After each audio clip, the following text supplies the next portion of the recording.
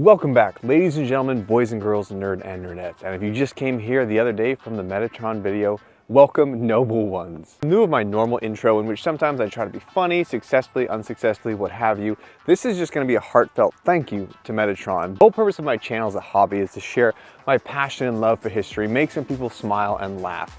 And as opposed to just showing you footage of the video, I never feel comfortable with that because that's his video. Feel free to check it out.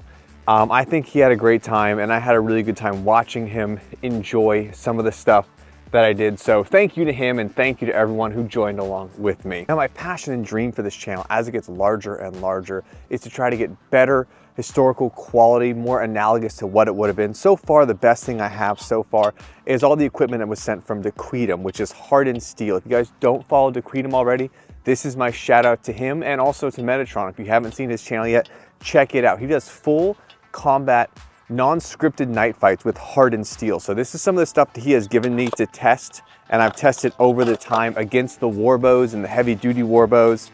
These are 1mm C60 hardened steel, 1.5mm C60 hardened steel, which I was fortunate enough to have him send to me so I could test it out against period appropriate weight warbows, and those were great results and great fun. Expensive, but very great. This video is going to be all about rotational energy weapons. So basically weapons that give you the ability to increase your acceleration by increasing the length of your body and your arm. So I have the Sling here, and I have the Atlatl over here. But what I also have here is this mini torpedo from Cold Stone. Now, I had no idea what these are, and someone in a Sling video asked, hey, could you use one of these with your Sling?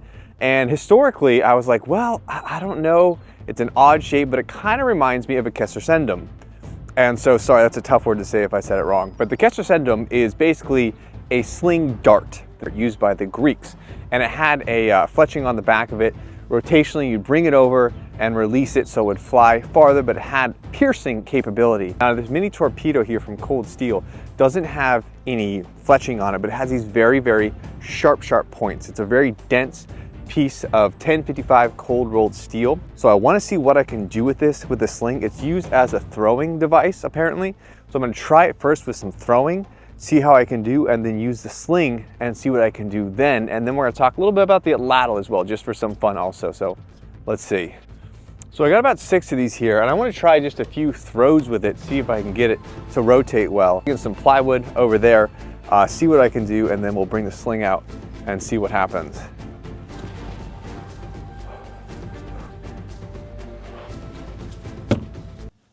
Oh my gosh, that was a great first throw.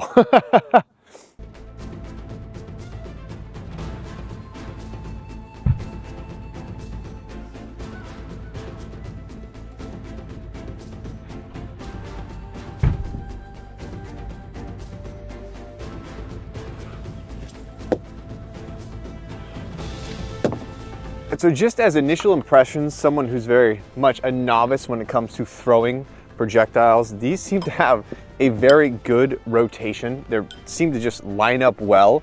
That's through no skill of my own.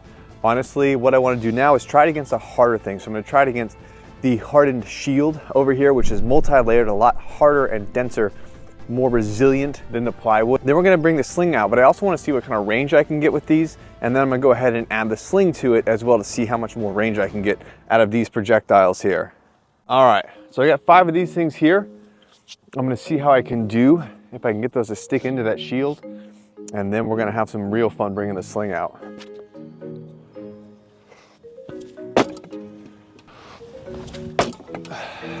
So that was the best one there. A couple of them hit at different spots, but that one was right in here, so that punched in quite well. A couple of them punched in and out, but that was a pretty good result as far as getting it to go there. So now I want to kind of walk it back and see what kind of distance I can get. Then we'll bring the Sling in and see if I can get this to actually work well with a Sling. All right, so I paced this off to about 50 steps here. I forgot my measurement device, but 50 large steps, so probably like 35 yards, something like that. Let's see here. Okay, nice. That's stuck. I did not see that happening. Okay. Okay, so one good one out of those. And that's like probably near the further distance I can get those to. My one good throw out of the 5. Like I said, it's probably 35, 40 yards, something like that. So now I'm gonna get a little closer and I wanna try and see if I can make it work with the sling, because I genuinely don't know. Before I get started with this thing, when you come to sling, there's different tiers of quality, right? So in the beginning, you probably have not great rock. So this is like a misshapen rock here. You can throw it, it'll go far, it'll go fast, it'll do damage, but it's not perfect. You have lighter ones here, a little bit more round. They're a little bit better. River rock, the denser the rock, the better.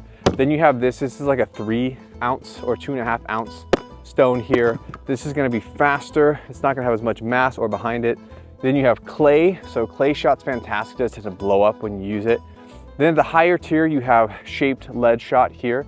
This is the one that was sent to my Faithful Force. So these ones here are about 2.8 ounces. So they fly fast, they're very accurate. It's consistent in size, so it's easier to kind of narrow down your field of vision. And then we have this thing here. This is going to be very large. The biggest rocks I've slung are like 8, 9, 10 ounces. And so this thing is on that upper echelon of weight, and it's also very oddly shaped. I have a feeling it might get caught on release, things like that when I'm trying to do it.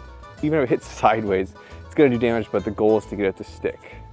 Now, in case you're not overly familiar with the sling or just new to the channel, the whole idea behind a slingshot is it's increasing the length of your arm to increase the rotational energy, so you're further away and you have more ability to throw further by extending that length. So with all rotational weapons, you get more rotational energy. So I'm gonna stick with this one here because it's wool. It seems to grab it a little bit more than the other one's better. So I think it'll be a good one to hold it in place. It's making me a little nervous because this thing's really sharp.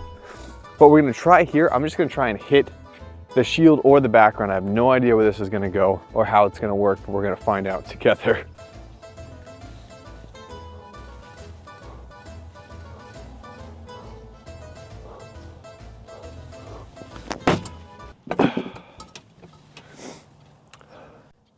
It works.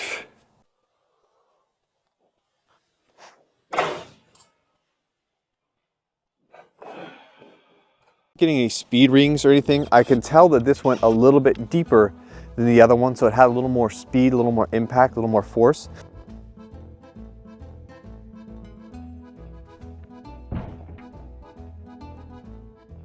Now is I want to try it against this 16 gauge steel shield. Now, keep in mind, this is a mild steel, so it's not hardened, it's not amazing quality, but I think it'll be interesting to see how it does against that.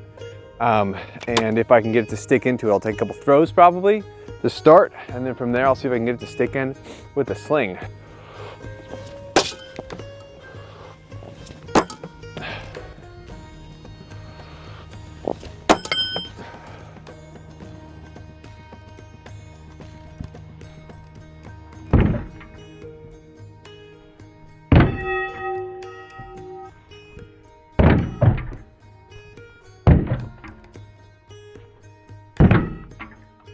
So as you can probably see in the slow-mo, I had a couple pretty good hits there with the point. It was able to punch into it a little bit. I'll have to rewatch again the slow-mo. But now I'm gonna move on to the sling and see if I can get that to have any more damage and impact against this shield.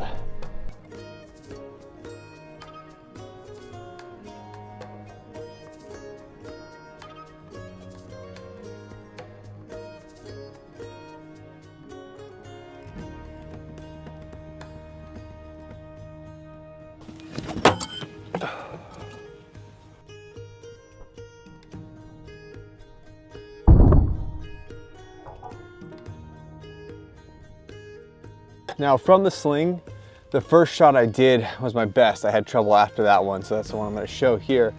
That one actually hit here and went in about that deep, so I feel if I would've got a great shot, I probably could have had it stick in there, which is superior to the ones by hand, because that was this one right here. You can see that little bit of an imprint and a little bit of an imprint here where it poked in a little bit, but this one here was a really large gaping hole.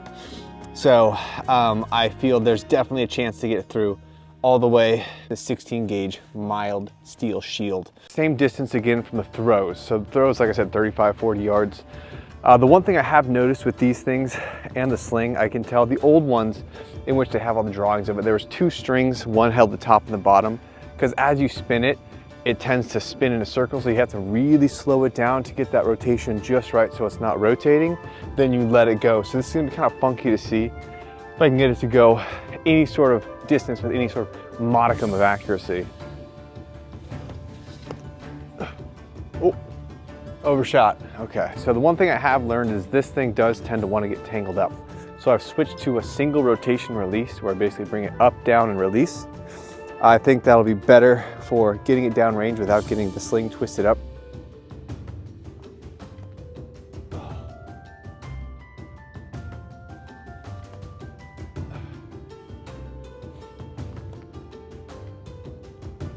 So I'll tell you, this was a fun first outing with these things here. I definitely need a lot more practice in order to get them to go where I want them to go.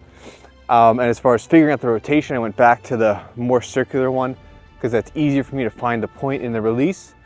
But I think if I practice that snapshot with these, it'll work substantially better. However, very fun, little crazy things. Mini torpedoes, easy to throw, harder to sling. I really feel one of the best inventions man ever did, especially early man, was the ability to utilize leverage.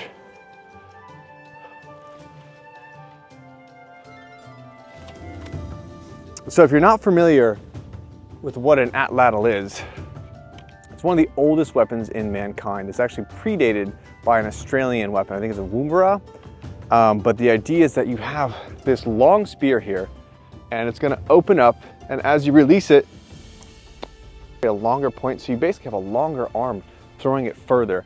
In addition to that, it's gonna be very, very wobbly. This one here, I have a flint tip on it, so this one's just like flinted out rock. The tip's kind of dulled a little bit, but they are extremely cool examples of utilizing basic technology to maximize what you can do. So let's take that same distance again with these, let's say, right? So I have this here. Oh, that was a poor throw by my standards, but you can kind of see not getting a lot of distance with it.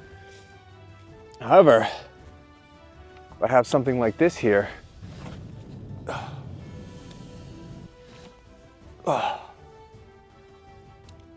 so you can see how easy and effortless that is just to get something to go way, way further with way less energy. The sling is going to be the same type of thing. And I think that's in this channel what I'm most fascinated with is what can you do with just manpower? No gears, no levers, no pulleys. Just utilize what we know, try to push something as far as possible, as fast as possible. Special thanks again to Metatron and all you new followers who came over because of him. I'm grateful to have you here. I have a lot of fun here on the channel. This video is a little disjointed, but I wanted to try something different, a little fun, and I also just want to put a thank you out there for the recognition and the kind words, you know.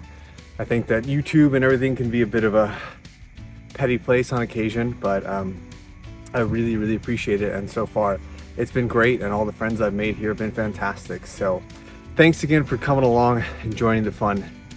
A lot of fun stuff planned, and I'll see you guys in the next video.